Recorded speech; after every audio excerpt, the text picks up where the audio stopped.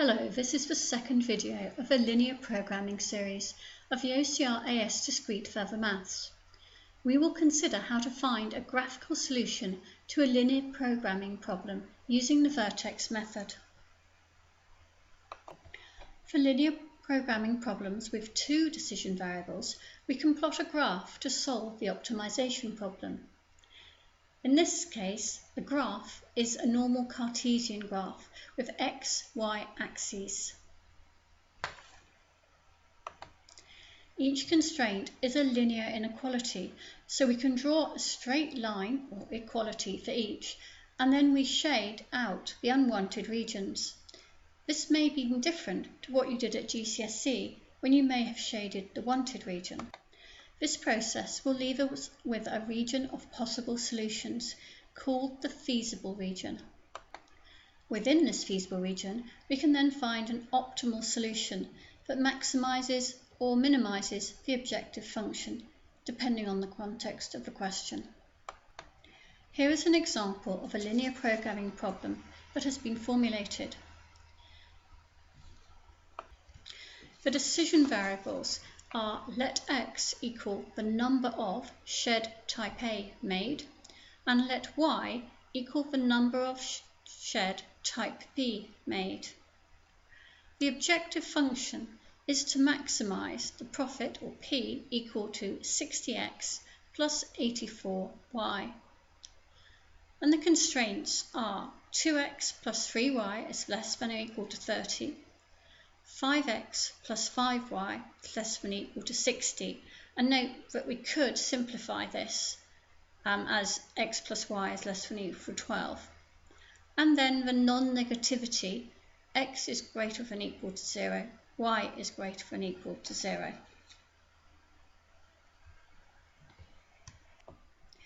In the exam, you must use graph paper or the exam answer booklets. So you plot the two inequalities by drawing the straight lines. For example, to plot 5x plus 5y equals 60, which you may remember could also be written as x plus y equals 12, the easiest way is to find the intersection with both axes. For example, if x is 0, then y must be 12, and if y is 0, x must be 12. So the line joins 0, 12 and 12, 0. As seen by the red line drawn here. To plot the line 2x plus 3y equals 30, again look for the intersections. When x is 0, y must be 10, and when y is 0, x will equal 15. Therefore, the line joins 0, 10 and 15, 0, as shown by the blue line on the graph. Remembering that we want to shade out the unwanted region. As we know that both x and y are both greater than or equal to 0, we can shade out the region of coordinates we do not require. So in effect, we're left just with the positive quadrant. To choose which side of the line 2x plus 3y equals 30, then we look at the inequality that we actually wanted it to be less than or equal to 30, choose any point on either side of that line, and plug it into the inequality to work out where to shade, either above or below. To be clearer, we could have, for example, chosen the easy coordinates 10, 10. Well, that would have given us 20 plus 30, which is greater than 30, and therefore is not wanted. Similarly, for 5x plus 5y is less than or equal to 60, or x plus y is less than or equal to 12, we also need to shade above the line. Again, we could have looked at the coordinate 10, 10 and seen that that would have given us 100, which is greater than 60 and therefore on the unwanted side.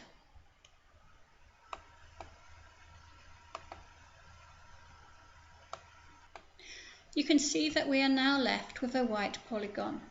The feasible region consists of all the coordinates that lie in the unshaded area.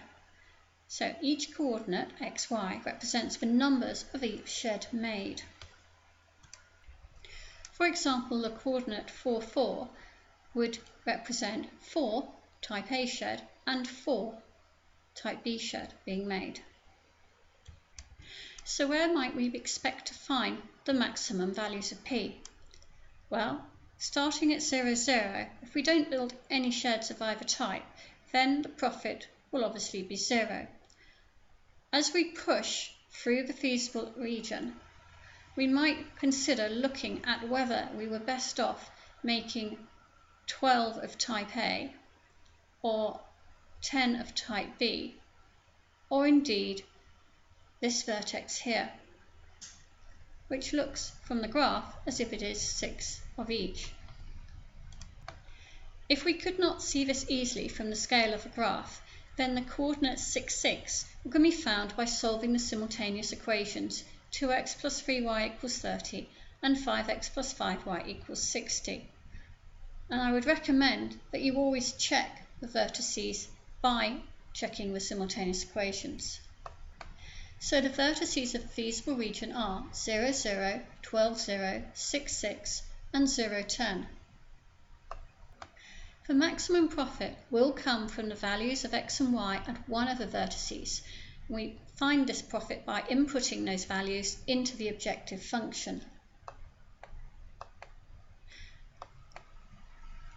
So, unsurprisingly, the vertex 0, 0 gives a profit of 0. If we make 12 of type A shed and none of type B, the profit is 720. You can see that this is found because we get 60 profit from each of type A shed made. If we make 6 of each, the profit is 864. And if we make none of type A and 10 of type B, the profit is 840. The aim was to find the maximum profit, and we can see that this is 864 and is obtained by making 6 sheds of each type each day. Minimisation linear programming problems are dealt with in a very similar way to maximisation problems. The difference being that the constraints, or at least some of them, involve greater than rather than less than, and therefore you would shade on the other side of the line. And you are of course looking for the smallest possible value of the objective function rather than the greatest value. Here's an example, and on this graph you'll note that the feasible region is often unbounded. So here we have the inequalities, and we've shaded on the smaller side because, for example, here we had the constraint 3x plus y is greater than or equal to 100. So the region we want is this side of that blue line. Similarly for the other constraints. So therefore you can see that the feasible region has these vertices which will have been found by simultaneous equations and has, if you like, a no maximum. It's unbounded. But that's not a problem, because what we're aiming to do in a minimisation problem is to minimise. So we're trying to find the smallest value this way, which is likely to be at that vertex or that vertex. In the next session, 1.3, we will see how the objective line method may be used to identify the optimum solution vertex.